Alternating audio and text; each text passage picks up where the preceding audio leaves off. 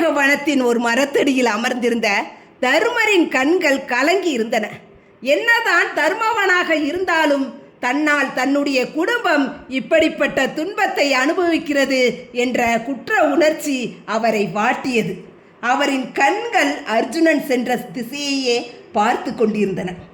அர்ஜுனன் இல்லாத பாண்டவ சேனையை நினைத்து அவரின் மனம் கலங்கியது. ஒரு முறை கூட நாங்கள் பிரிந்ததில்லை. ஒரே ஒரு முறை அர்ஜுனன் மட்டுமே வனவாசம் சென்றார். ஆனால் அப்போதும் நாங்கள் ராஜ்யத்தோடு இருந்தோம். அதனால் பெரிதாக மனக்கசப்பு இல்லை. ஆனால் இப்போது உண்மையில் இந்த பிரிவு மனதை வாட்டுகிறது என்று நினைத்து கண்ணீர் சிந்திக் கொண்டிருந்தார். அப்போது முனிவர் ஒருவர் வருகிறார். முனிவரே, தர்மத்தின் வழியில் நடக்கும் எங்களுக்கு ஏன் இத்தனை சோதனைகள்? சூதாட்டத்தில் அனைத்தையும் இழந்தோம். இப்போது வீரத்தில் சிறந்த என் தம்பி அர்ஜுனனை பிரிந்து வாடுகிறோம். ஒரு சத்திரியனுக்குரிய கௌரவம் இன்றி காட்டில் அலையும் எங்களை விட துரதிர்ஷ்டசாலிகள் உலகில் யாராவது இருக்க முடியுமா?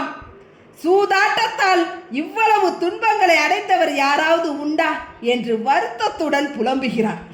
தர்மரின் பேச்சை கேட்ட முனிவர் புன்னகைத்தார். தர்மா, வருந்தாதே.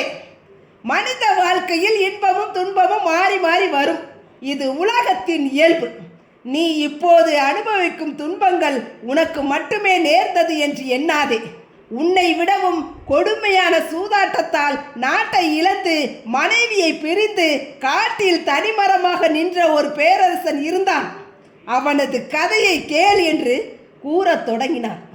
பாண்டவர்கள் மற்றும் திரௌபதி என அனைவரும் வட்டமாக சுற்றி அமர்ந்து கதையை கேட்க தொடங்கினார்கள்.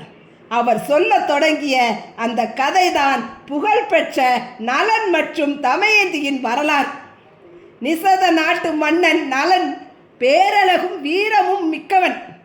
ஆனால் அவன் விதிவசத்தால் சூதாடி தன்னுடைய ராஜ்யம் முழுவதையும் இழந்தான். சூதாட்டத்தின் விளைவாக தன்னுடைய மனைவியுடன் காடுகளுக்கு சென்றான். அங்கேயும் சூழ்ச்சியால் தன் காதல் மனைவி தமயந்தியை பிரிந்து உருவம் மாறி அலைந்தான். ஆனால் இறுதியில் அவன் தர்மத்தையும் பொறுமையையும் கைவிடாததால் இழந்த அனைத்தையும் மீண்டும் பெற்றான் என்று விவரிக்கிறார். இந்த கதையை விரிவாக கேட்ட பாண்டவர்கள் கண்ணீர் வடித்தார்கள்.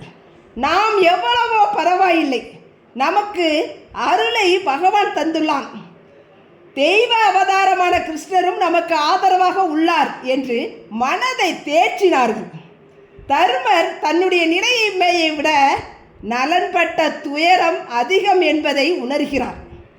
தர்மா, இனிமேல் உன்னை யாரும் கஷ்டப்படுத்த முடியாது.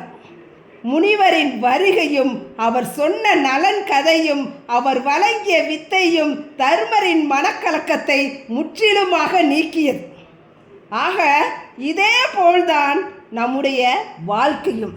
நமக்கு கீழே படுகின்ற கஷ்டத்தை விட நம்முடைய துயரம் எவ்வளவோ மேல் என்று நம்முடைய மனதை நாம் தேற்ற வேண்டும்.